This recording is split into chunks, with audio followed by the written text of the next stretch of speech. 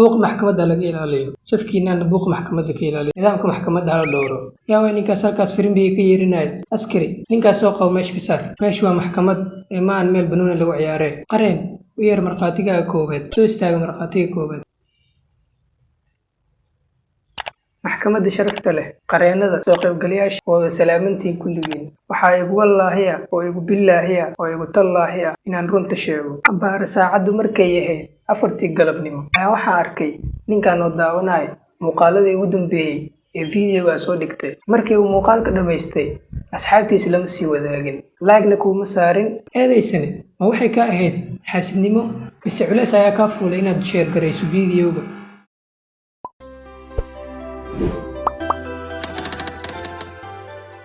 السلام عليكم ورحمة الله وبركاته سو دواada janaalka loo fogeeyay bi magacaygu waa Cabdullaahi maanta waxaan ka hadlaynaa dhaarinta markhaatiyada iyo asal ahaan meesha ay ka soo jeedaan sharci ahaan markii loo fiiriyo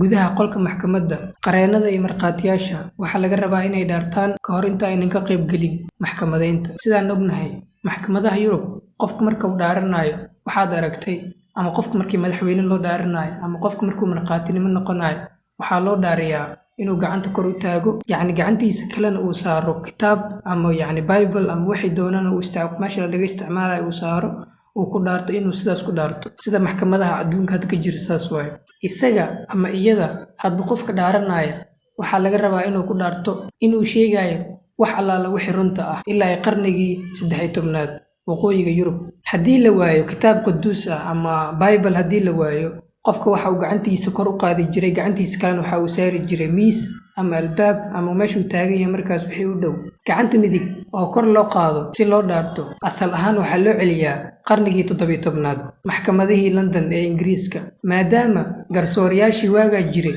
aysan lahayn hab lagu kalsoonaan karo oo ay ku kala saaraan criminal records ama diiwaanka dambiga badanaa eedeysanayaasha la siiyo cafis ama dambi laga qafiifiyo ama oday diimeed ahaan loo fiiriyo suulka ayaa laga calaameyn jiray ama gacanta ayaa loogu dhufan jiray tiimbare iyadoo la isticmaalayo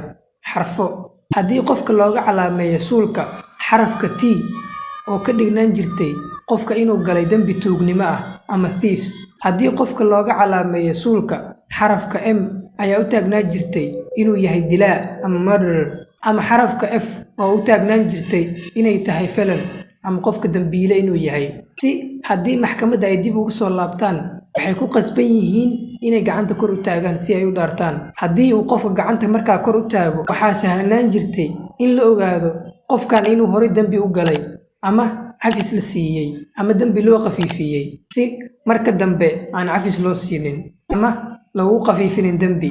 maxkamadaha maalmahan qiimaha run sheegidda dhaarta kadib waa asaas ama waa primary haddii aad dhaarato aad ku dhaarato inaad runta sheegayso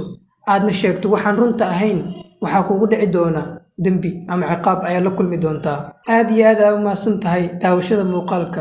waxaan aad iyo aad ugu mahadcelinayaa asxaabta daawatay muuqaaladeedii hore ee commentiga fariinta iigu reebay commenti kasta waan ka jawaabi doonaa nin walba oo commenti ka dhiibtay ama asxaab la wadaagay ama subscribe saaray aad iyo aad ayuu mahadsan yahay fadlan haddii uu muuqaalkan ku cajibiyo ama wax xun aad ka faa'iiday asxaabtaada la wadaag si ay noogu soo biiraan haddii aadan subscribe saarinna subscribe noo saar adigu xataa aad u mahadsantihiin wassalaamu calaykum waraxmatullaahi wabarakaatu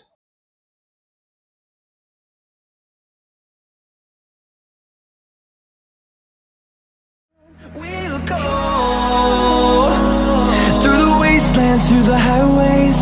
till my shadow turns to sun rays.